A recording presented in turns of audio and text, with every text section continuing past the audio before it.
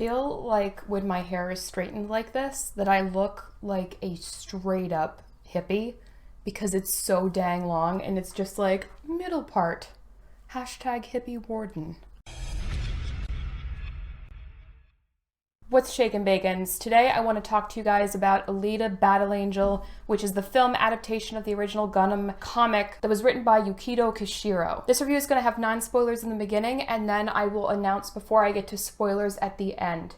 I also want to make it very clear before I start that I have not read the manga to this. However, I have actually started reading it based on this movie, but the thing to remember is when I critique this film, I am not critiquing the story of the manga. I'm not critiquing the story it's based on. I am critiquing the way that the film has presented that story to me. And I think that's a really important distinction here, especially as I have started to read the manga, because I'm starting to see differences and a little bit of similarity between how the story is presented, but more differences than similarities. So I just want to make that clear. So far, I'm really enjoying the manga. What I'm critiquing is the film adaptation. So the film adaptation for this is directed by Robert Rodriguez. It was written and produced, of course, by James Cameron. It was also co-written, and here I am going to butcher names again, Alita Kalogridis. I really hope I was close there. And the film is the adapted story from the manga about Alita, who is a cyborg with a human brain who's discovered by Dr. Ito in a scrapyard. She has no memory of who she is, so she embarks on a quest to recover her memories and her identity, while on the way becoming a target for the upper echelons of the local government. From there, I'm gonna cut the summary because I don't want to give too much away for those of you that haven't seen this and are not familiar with the story. I have to say that this film was beautiful. And I think that there is a point where too much CG in a film comes across terribly. This film was very CGI heavy, and honestly, I've come to expect that from James Cameron, so that's not really a surprise. But this film was stunningly gorgeous as a cyberpunk vision of the future of this world. Even Alita, I thought I would have an issue with a pure CG character, but the way that they rendered her was so visually impactful. I really, really enjoyed the version that they did of her from the manga itself. And I have to say as well that they fixed her creepy eyeballs from the trailer. When I first saw the first trailer for this film, I was like, girl looks really messed up. Her eyes were just so big, and the problem was they weren't completely proportionate. So what they did was they enlarged the pupils and the irises, and it makes way more sense visually now. She looks great. And what this film did another amazing job at was making me want to read the backstory. And I say this as someone who's never really been big into anime or manga. It's just not something that's pulled me in over the years the way other things have. I'm more of a straight, like, thick novel, science fiction type reader. But watching this film and learning about the world and the backstory and everything that you start to discover about Alita and about the people in this realm made me want to read the manga. And so I immediately went out and I got it last night and I've started reading it. I think I'm on book 2 of the original series that started in 1990, and it's very interesting. It's definitely a lot different than the film. This is a PG-13 film. So far, I've seen a lot of brains and popped out eyeballs in the manga, and I was like, dude, this is brutal. It's pretty intense. Don't get me wrong, there's some amazing action scenes within the film too, and I think they get away with the scenes being more brutal than they would have under a PG-13 rating, simply because using cyborgs and cybernetics in your fight scenes means that there's less gore to be shown. So what they did is just they show less eyeball poppage and brain spurting, and they're able to get in some pretty sick fight scenes. You know, there's a couple fight scenes that I was like blown away. It was just so cool to watch. And for the first third of the film, I was so into it. I started off with the first trailer for this having not many expectations, and then I saw the next trailer and I was like, okay, this actually looks like it'd be really interesting if they do it well. And for the first third of the film, I thought that they had done it very, very well. I loved every development and build-up that they began in that first third, but unfortunately, it started to fall apart. The film begins to disintegrate into film cliches and tropes and convoluted story arcs that it's very clear they're not sure where to go with them or how to fully develop them, which is a real shame. And it seemed to me like the main issue, even as someone who hasn't read the novels, and I've just started reading the novels, but it's very clearly a case where you're watching it and you can tell that they're just trying to mash together a bunch of information and story and background into the space of just about 2 hours. And it's just a case of there's too much of a wealth of information for them to do that with. You know, they're trying to tell you the story about these cities and these people and this war that happened and hint about who Alita is and build up these relationships and characters in the space of not a lot of time. And the overall impression you get is that it was just shoved together and rushed out the door. There are so many plot threads going on in this film that it's actually difficult to tell what the main plot line is. And that's a major issue in any story that you're trying to tell, especially if you are reaching out to a new audience who hadn't heard of or was not familiar with the series. And most of the story arcs that they started and they were doing this with end up kind of just dwindling into oblivion, and they don't go anywhere. And there's a lot of plot holes because of that. And that's often something that films like this suffer from. You try to do too much and encompass too much information in the space of one short film. I think that this would have done much better if it had been several separate movies where full time was devoted to build up of this arc that you experience, what you assume is the main arc. It gives you time to build up the characters. Many of the characters were introduced by way of forced exposition or brief one-line introductions that were supposed to serve as a full backstory introduction for them, that was supposed to give them some kind of depth, and it just falls flat. They remain 2D characters, and it makes it very, very difficult for you to get emotionally invested in any of them, which is a shame. There are also a lot of incredibly cringy moments that were mishandled through the film that are even more emphasized to me now, having read most of the first 2 books and I'm continuing to read. Relationship building that is very awkward, and there are a lot of other very cringy moments throughout this movie that take you out of the world and at times made me feel physically uncomfortable watching it. And the other issue with those moments is they used those cringy moments, it almost felt like a bullhorn, because all of those moments announced very blatantly what was going to happen next in the plot, and so they kind of gave away each incremental step forward within the film's plot line. And that made most of the film incredibly predictable. The acting in this film, however, was fantastic. Rosa Salazar did a great job as the voice of Alita. I completely bought her performance. It was amazing. Christoph Waltz was a delight as usual, and comparing him to the Dr. Ito of the novels and Christoph Waltz's performance, I thoroughly enjoyed him. I think he's a stupendous actor. I enjoyed seeing Jennifer Connelly look like a beautiful, intense alien in this, and I think the supporting cast did a good job with their acting as well. There are some odd music choices throughout the movie. Overall, the music is really interesting, but then there are moments that seem pretty benign, that there's very dramatic music leading into it, and it reminded me of when I first watched Shutter Island, where you're not really given any background to Shutter Island except you're arriving to the island and nothing's wrong yet, and it's a beautiful sunny day, and Leonardo DiCaprio looks down this avenue of trees and it's beautiful and sunny, and it's like this really dramatic music playing, like and there are moments in this film like that where it's a very kind of benign seeming moment and the music is just over the top dramatic. I also was not a fan of the Dua Lipa song at the end credits. It didn't seem to fit the entire vibe of the rest of the music of the movie, and it didn't seem to fit the vibe of the time period in this post-apocalyptic, post-war future that we found ourselves in, because it was a modern song and it just, for me, it didn't work. All in all, this is not a bad film. It is visually stunning, it's really interesting, it really makes you want to learn more about the world, and it makes you want to learn more about the characters so that you can actually invest in them as characters. But this film was an utter failure at presenting a cohesive and strong story and presenting you with a full background to those characters that would make you heavily invest in the movie itself. It felt like the writers were at war with each other or were writing several different scripts as they tried to combine the series into this film, and it really, really stands out.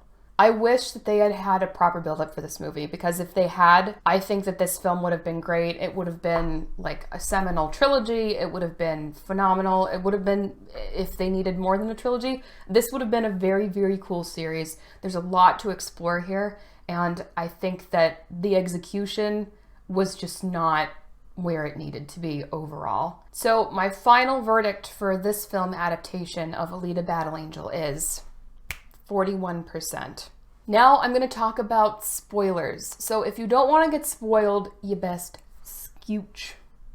Scooch, or you're going to be spoiled, because I'm launching straight into it. The actual plot is difficult to explain for this movie because Alita starts to remember in these patchy flashbacks that are inconsistently shown with events that are occurring who she was, and we learn that she's actually an berserker, or someone who uses an berserker suit, and that means she was a warrior for the United Republic of Mars, and there was some war like 300 years ago, and she somehow ends up fresh in a scrap pile today, which is not really explained in this film. And we've learned through a series of events that she's trying to go for somebody named Nova. Throughout the series of events, she falls rapidly in intense stalkerish love with this guy named Hugo, and she becomes a hunter warrior and helps Ito track down bounties, and she competes in what looks like a really intense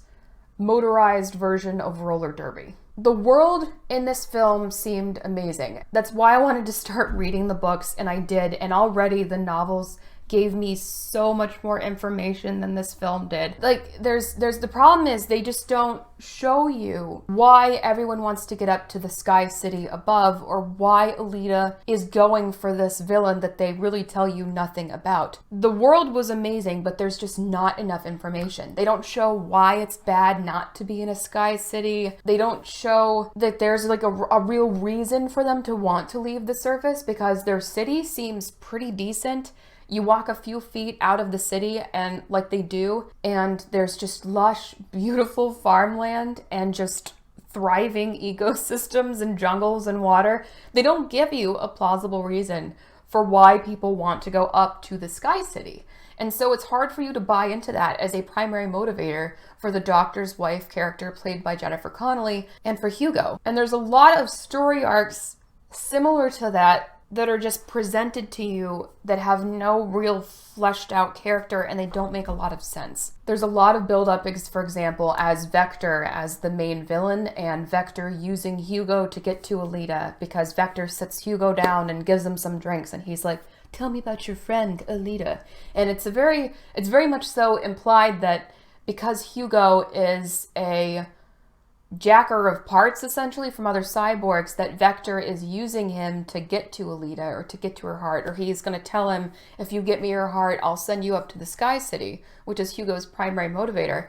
But what actually happens is nothing. You get the setup for it, and then Alita is just stalkerishly watching him in his window, and then really intensely and immediately offers him her heart after just a few days, apparently, of mild romantic buildup, and says she'll sacrifice herself and her heart for him, which any normal person at that point would just nope out of there right then, because that kind of behavior is creepily obsessive, and that's not healthy. But there's a bunch of setup for like Vector using Hugo, and then it's like Alita is immediately tempting him with her heart, and he's just like, "You should put that back," and then nothing else is said of it. And the problem is, that is not an isolated incident. There's a lot of buildups like that throughout this film that just don't go anywhere, unfortunately. And one of the major characters in the first novel of the series, who's Makaku, is just a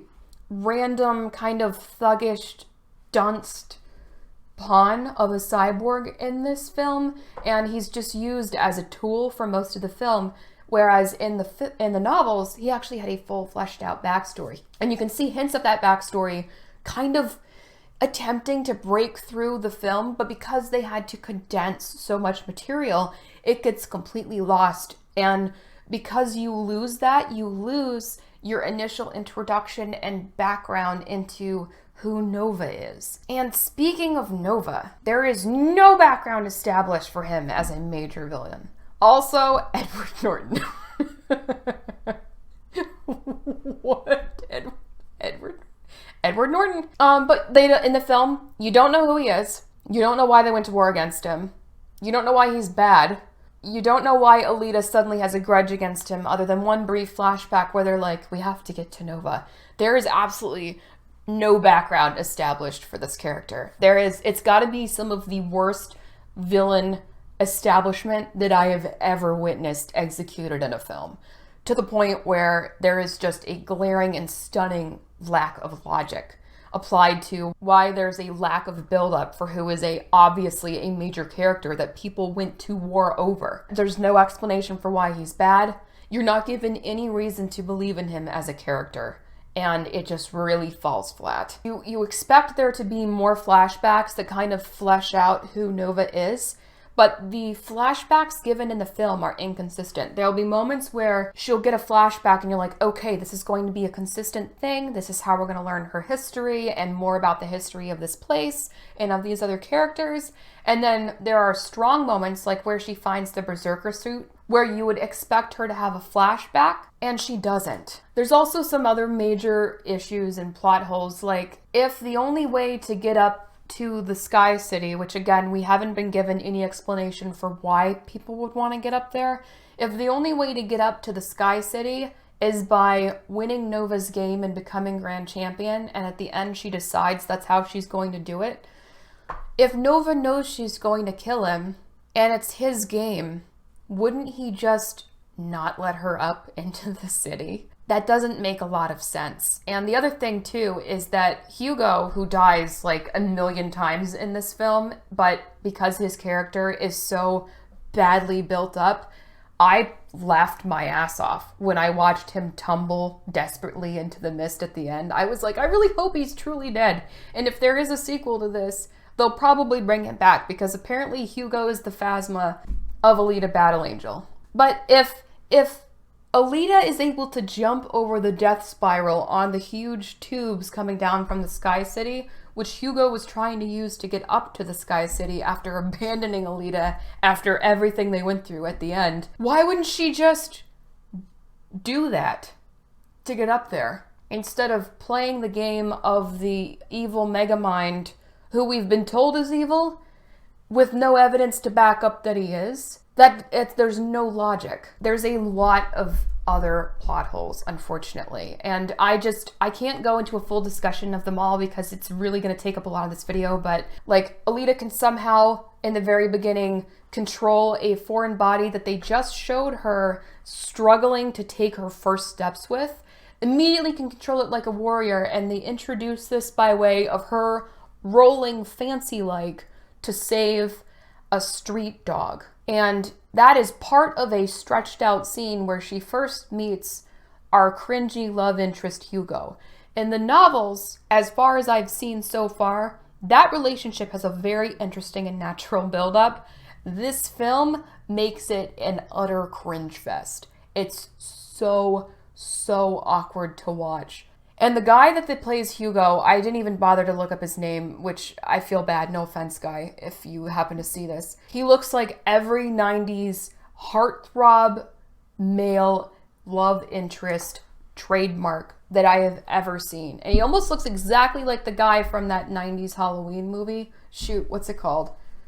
Hocus Pocus. He almost looks exactly, it's just got that like look. And they don't have any chemistry, and it just makes every scene, because it's a CG character, and it just makes every scene so weird and awkward. And then there's just these the fact that Ito's wife doesn't really, if Ito's wife is in the novels, I haven't got there yet, but I enjoyed Jennifer Connelly's performance. But she turns herself in for helping Alita for no reason. Literally for no reason. She has no obligation to tell Vector that she did it. And she goes up to him and she's like, I helped her escape. Now I'm leaving. And then he turns her into a brain in a suitcase. Shows Alita that Shireen is now a brain in a suitcase. Alita kills like everybody and every machine in the building and then just nopes out and leaves Shireen as a brain in a suitcase. And it's never mentioned again. So I guess Shireen is now just a brain in a suitcase till the end of time, or until the end of her time.